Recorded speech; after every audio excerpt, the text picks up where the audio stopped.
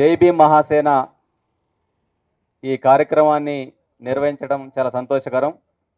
ఈ దీక్షలో కూర్చున్నటువంటి నాయకులు వారందరికీ, వేదిక మీద ఉన్న పెద్దలకి, వేదిక ముందున్నటువంటి వివిధ రంగాల ప్రముఖులు, మేధావులు, పెద్దలందరూ కూడా నమస్కారాలు తెలియజేస్తా ఉన్నాం.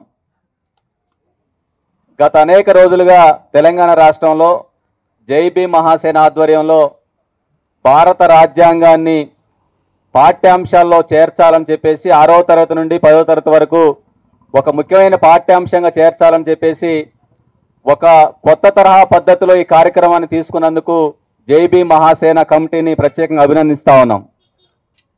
దాంతోపాటుగా దశలవారీ కార్యక్రమాన్ని కూడా వారు తీసుకోవటం అనేది మనందరం కూడా దాన్ని బలపరచాల్సినటువంటి అవసరం ఉంది. డివైఎఫ్ఐ సంపూర్ణంగా ఈ కార్యక్రమాన్ని బలపరుస్తూ ఉంది, మద్దతిస్తూ ఉంది. భవిష్యత్తులో కూడా ఈ కార్యక్రమం వెనకాల డివైఎఫ్ఐ ఉంటుందని చెప్పి తెలియజేస్తా ఉన్నాం. సోదరులారా, ఇప్పుడు దేశంలో భారత రాజ్యాంగానికి పెద్ద ఎత్తున ప్రమాదం పొంచి ఉన్నది.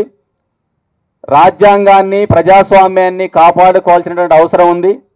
దాంతోపాటుగా మనిషి యొక్క ప్రాథమిక హక్కుల మీద, ప్రజాస్వామ్యం మీద కూడా పెద్ద ఎత్తున దాడి జరుగుతూ ఉంది. ఇవాళ రాజ్యాంగంలో ఉన్నటువంటి ఒక్కొక్క అంశాన్ని మెల్లిమెల్లిగా ఇవాళ మనువాద ఫాసిస్ట్ బీజేపీ అధికారంలోకి వచ్చిన తర్వాత ఆర్ఎస్ఎస్ తన యొక్క అజెండాని పెద్ద ఎత్తున అమలు చేస్తూ ఉంది.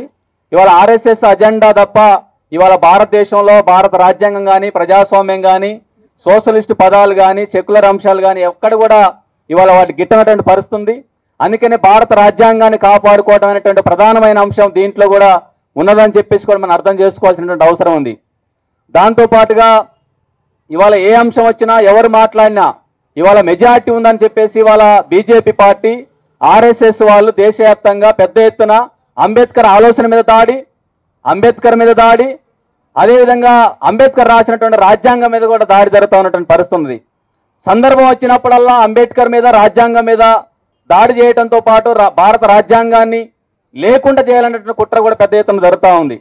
ఇవాళ మనువాదాన్ని భారత రాజ్యాంగంగా తీసుకురావడం కోసం బీజేపీ కుట్రలు చేస్తూ ఉంది, ఆర్ఎస్ఎస్ కుట్రలు చేస్తూ ఉంది. ఆ క్రమంలోనే రాజ్యాంగాన్ని, రాజ్యాంగ హక్కులని, రాజ్యాంగ స్వభావాన్ని కాపాడుకుంటూనే, భారత ప్రజాస్వామ్యాన్ని కాపాడుకుంటూనే ఇవాళ దేశవ్యాప్తంగా పాఠ్యాంశాల్లో ఈ యొక్క అంశం చేర్చినట్టయితే ఇవాళ దేశ ప్రజలందరూ కూడా దీన్ని కాపాడుకోవాల్సిన అవసరం ఏంటో అర్థమవుతుంది.